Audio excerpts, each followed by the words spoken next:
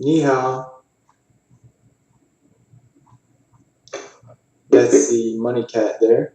We saw many of those in Shanghai, just about every store you went into. I'm hoping that one there in particular brings me much prosperity.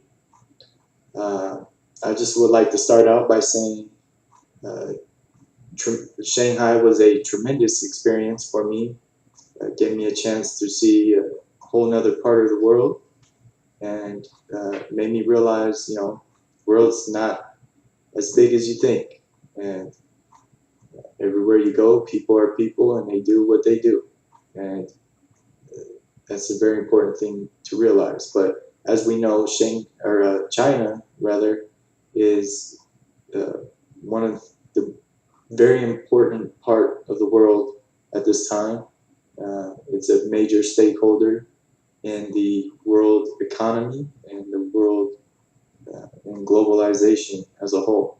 So it was good to see that firsthand and uh, be able to be there, feel it, smell it, breathe it, and live it. So it was very good in that aspect.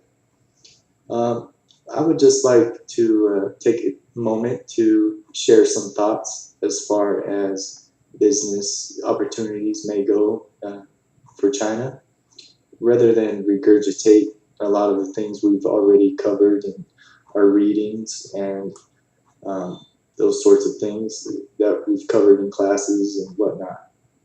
So here's a brief PowerPoint on uh, what I see some ideas for China that we can maybe prosper off of that could potentially be very marketable.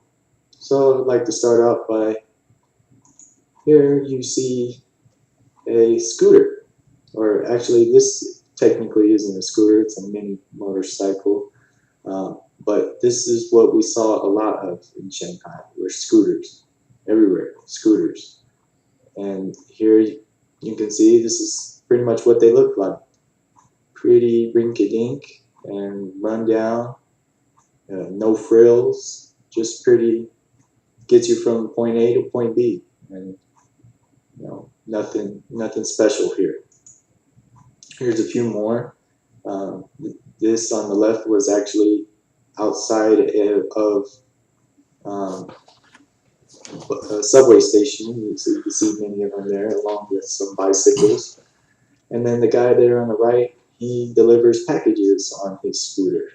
But again, you have a look at his scooter. It's pretty run down, pretty rusty looking.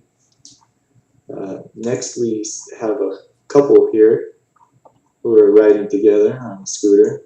She actually just woke up from a little nap while riding on the back of the scooter. No big deal. But again, if you look at the scooter, it's pretty standard, pretty, nothing special going on there. And then lastly, let's have a look at this guy. Uh, he was ready to mow down Dr. Nestler, and uh, luckily Dr. Nestler was able to snap a photo before he almost got ran over. And if you notice, he's there on the sidewalk there. Standard stuff in Shanghai. Riding scooters on the sidewalks, no big deal. But take a look there at his bike again, and just reiterated. It's pretty standard, pretty rusty, pretty ugly, quite frankly. And the guy here, man, take a look at him. He doesn't look too happy there. He doesn't look happy on his scooter. As opposed to, if you have a look here, look at all those happy faces. We all took a ride on Lao Shi's Tianbing's scooter, and it was a great time. And all those happy faces, I'm there on the left, as happy as can be. Mr. Andy Hu and Erica all got to ride on the scooter, and we wonder why we're so happy. Well, may I suggest that we're all thrilled to be on this cool, fancy, nice looking, fun scooter. And this occurred to me, why aren't more scooters like this in China?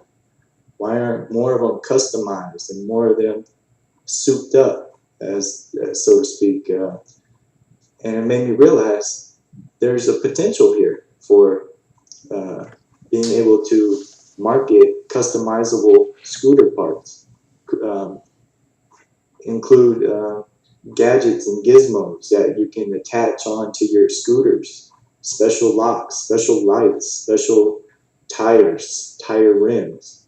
The list goes on and on and on.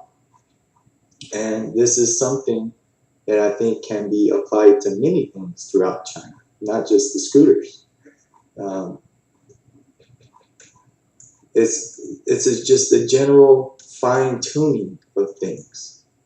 If you have a look here, this was on a standard street corner in Shanghai, and you can see the light post and the wiring around it is actually quite unsafe and unsecure and uh, potentially hazardous. And this is something you wouldn't see in the U.S. typically, if you did, not all that often. And this is just another example of China having modernization yet lacking the fine tuning of it. What I'm saying is there are gaps that can be filled to take it from a third world country to a first world country. And this can be done by providing services um, and creating new markets where third party people are coming in. Suppose that an electrician could come in and fix this rewiring. So in general, what I'm saying is there are many gaps, areas for refinement in China. The Chinese can start providing more sophisticated services. Going back to the scooter or auto repair, scooter repair customization shops, where I did come across one scooter repair shop in Shanghai, and the guy was there in this rundown shop with spare parts sprawled all across the floor, and he was fixing a scooter, and he was mostly doing it with his bare hands and a few other tools and a hammer.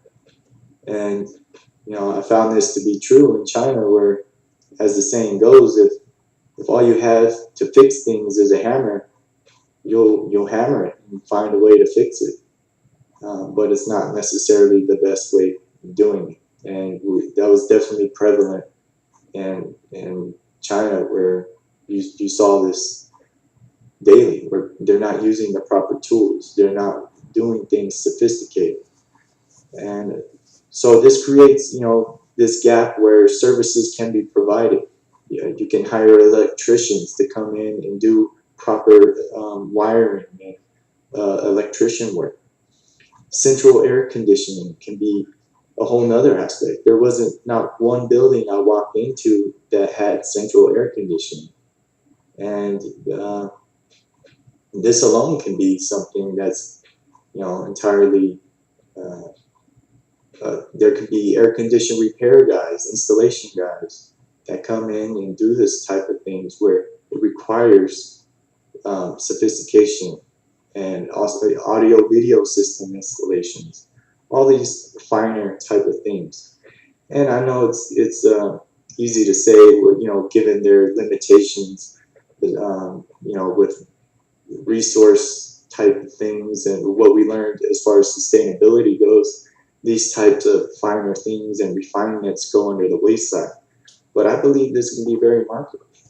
And yeah, pretty much that's my thoughts. And I'm no expert on this matter, but I just thought I'd share that with you guys. So thank you for your time, and I'd just like to say again, thank everyone for their participation in this program. And I met a lot of wonderful people, and I hope this experience was good for you as it was for me. And I'll leave you now with just this video of when we took our trip to Westlake, Hangzhou, and we saw a water show there. So I'll leave you with this song and this water show. Quite frankly, I thought this song was very uh, peaceful and beautiful. So I hope you enjoy it. I'm done now. Feel free to hit stop if you don't want to enjoy the water show. All right.